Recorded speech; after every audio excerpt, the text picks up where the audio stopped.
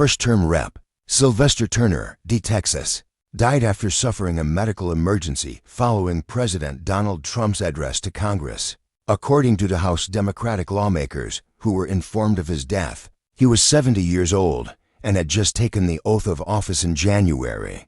Turner previously faced bone cancer. His office later confirmed in a statement that he had died on Wednesday. House Minority Leader Hakeem Jeffries, D-N.Y, paid tribute to Turner, calling the former Houston mayor and state lawmaker an iconic leader and a fighter until the end. The House Democratic Caucus family is shocked and saddened by the sudden passing of Congressman Sylvester Turner. Though he was newly elected to the Congress, Rep. Turner had a long and distinguished career in public service and spent decades fighting for the people of Houston, Jeffries said. At a closed-door Democratic meeting Wednesday morning, House Minority Whip Catherine Clark, D-Mass, announced to colleagues that Turner had died and that his family has been notified. According to one lawmaker who attended the meeting, another Democrat who saw Turner in the underground tunnel that connects the Capitol with the Cannon Building said that it appeared Turner was having a medical emergency.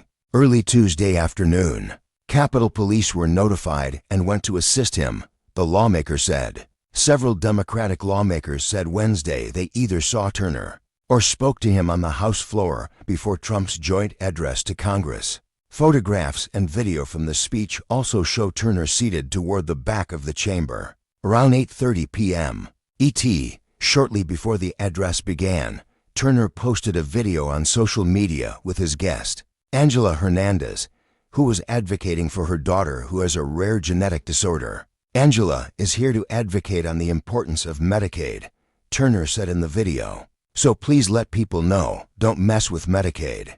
Jeffries referenced that video in his tribute to Turner. Like those before him, Rep. Turner was a fighter until the end. He was present yesterday evening to ensure that the voice of one of his constituents, who relies on Medicaid, was heard, Jeffries said.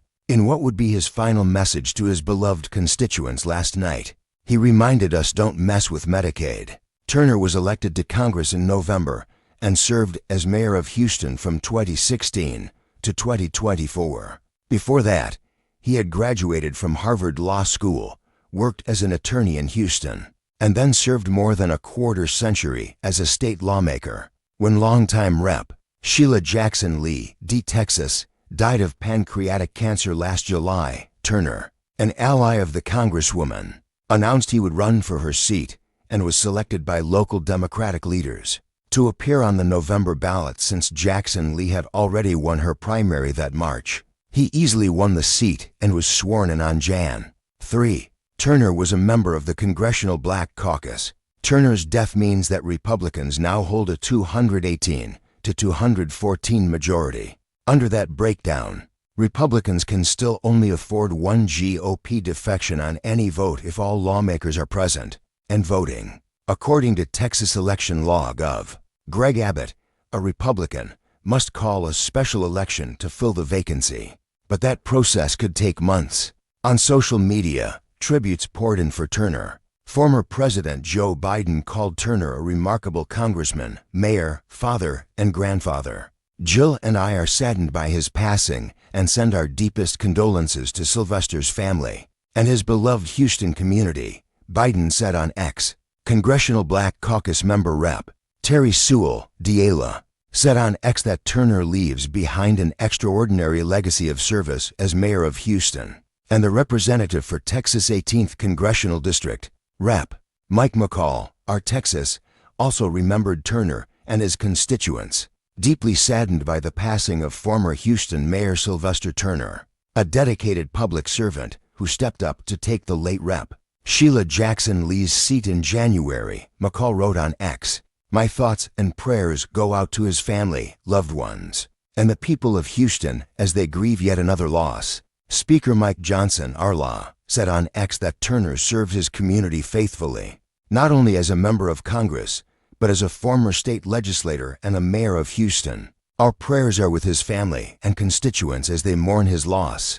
Congressman Sylvester Turner's speech guest recounts emotional final meeting before his death.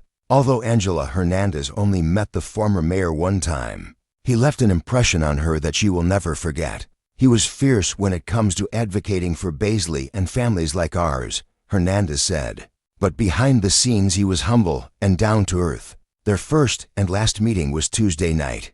She was invited to be Congressman Sylvester Turner's guest to the president's speech before Congress, as she was one of Turner's constituents. She was also the face of family that relies on Medicaid to survive. Angela's 2-year-old daughter, Baisley, was born with a rare genetic condition that will require her to have intense, lifelong care. He wanted to make sure I was comfortable, that his team wasn't walking too fast for me, and that I was seen and I was heard, Hernandez said. She spent time with Turner before the speech, where she says he allowed her to take the attention by placing her at the center before reporters. After that, the two parted ways to take their seats, Turner on the House floor and Hernandez in the gallery. He seemed fine, but at the end of the night he seemed a little tired.